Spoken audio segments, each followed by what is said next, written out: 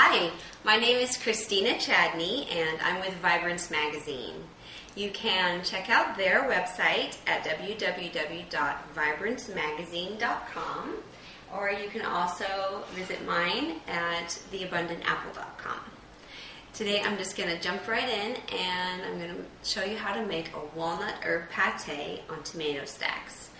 And these make a great appetizer, or you can also have them for a main dish, served on a bed of lettuce, a bed of spinach, or even spiralized zucchini squash. Makes a really great meal. So I'm going to start by showing you how to make the walnut herb pate. You can use a food processor, or you can also use a high-powered blender. And I'm just going to make a small batch today, so I'm going to use the blender. And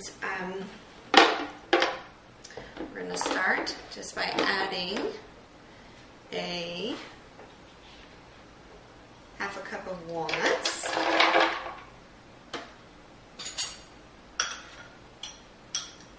and sun-dried tomatoes. And what I've done is I've soaked these, they're halves of sun-dried tomatoes, I've soaked them in water. You can just soak them for about a half an hour, and that's pretty much all you need to do, just to get them a little bit soft so they process easily. About a quarter cup of those. And then we're going to add a little bit of carrot. And so I'm just going to quickly chop up the carrot.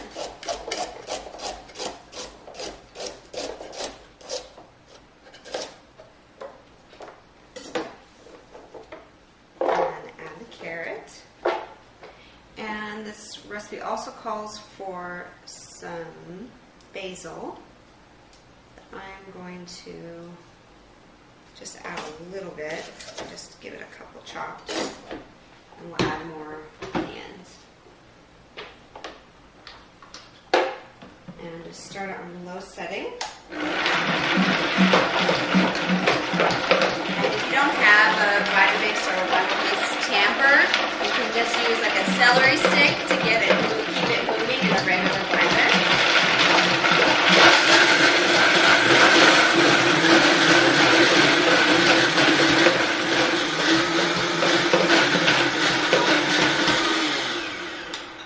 And if needed, you can add a little bit of the soaking water from the sun-dried tomatoes. You just want to keep the mixture moving as much as possible. A small food processor also works well for this recipe. So you've got a nice smooth consistency. You don't want it too liquidy, you want it thick like a pate.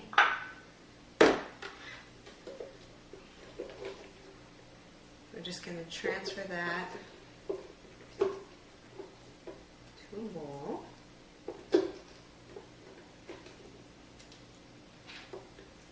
You can add other Italian herbs as well and make a really nice addition, like oregano, parsley.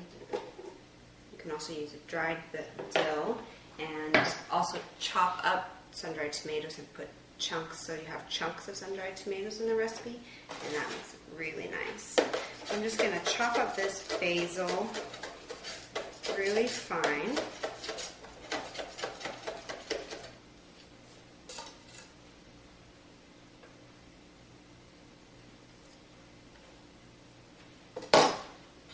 Okay, so that's the walnut herb pate. So the next thing I'm going to do is I've already got for you started on the stacks, and I put it on a bed of spinach leaves. And these tomatoes were so large, but they're just really flavorful and sweet. And so I went ahead and used the larger tomatoes. Normally I'd use smaller Roma tomatoes for this recipe, but either works. And because I used the larger tomatoes and did nice fat slices, I added 2 or 3 zucchini slices on there.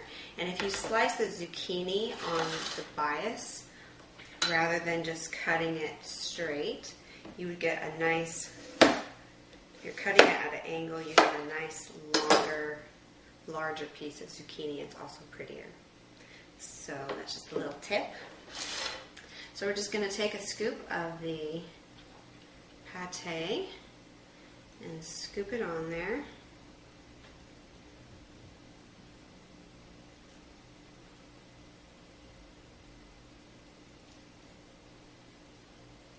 These are so good.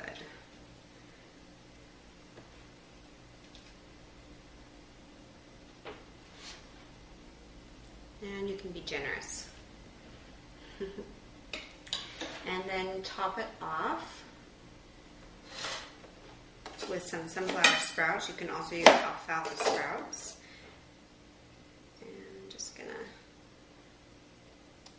stack those up.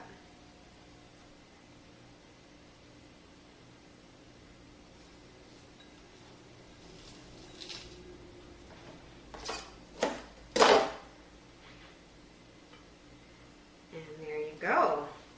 Walnut herb pate on tomato stacks. Thanks for watching.